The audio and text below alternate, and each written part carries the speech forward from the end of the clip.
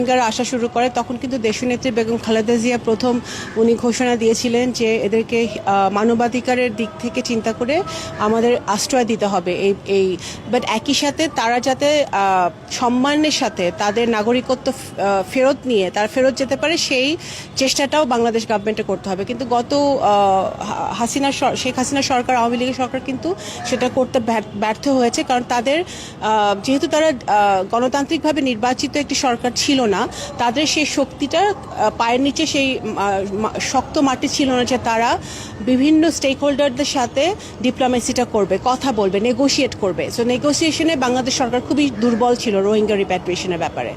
তো বিএনপি বিগত দিনে রোহিঙ্গা রিপ্যাট্রিয়েশন করেছে সাকসেসফুলি।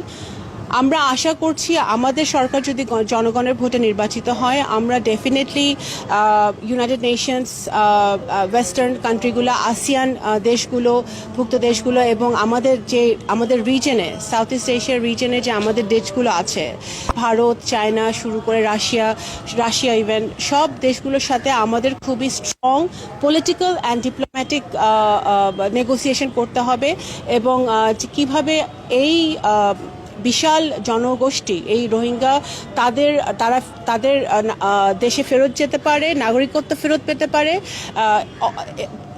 যতক্ষণ না পায়, যতক্ষণ তারা এই দেশে আছে, তাদের জন্য যথেষ্ট পরিমাণে এইড ফান্ড কিভাবে ব্যবস্থা করা যায়, তাদের শিক্ষার ব্যবস্থা কিভাবে করা যায়, কর্মসংস্থানের ব্যবস্থা কীভাবে করা যায়, তারা যাতে কোনো ক্রাইমের সাথে জড়িয়ে না যায়, এগুলো কিভাবে দেখা যায়। তো সেগুলো কিন্তু আন্তর্জাতিকভাবে বিএনপি চেষ্টা করবে সকল স্টেক হোল্ডারদের সাথে একটি শক্ত অবস্থানে থেকে বাংলাদেশের নাগরিকদের, বাংলাদেশি যারা আছে তাদের স্বার্থ রক্ষা করে রোহিঙ্গাদের স্বার্থটা রক্ষা করা এবং তাদেরকে ফিরিয়ে দেওয়ার ব্যবস্থা করা।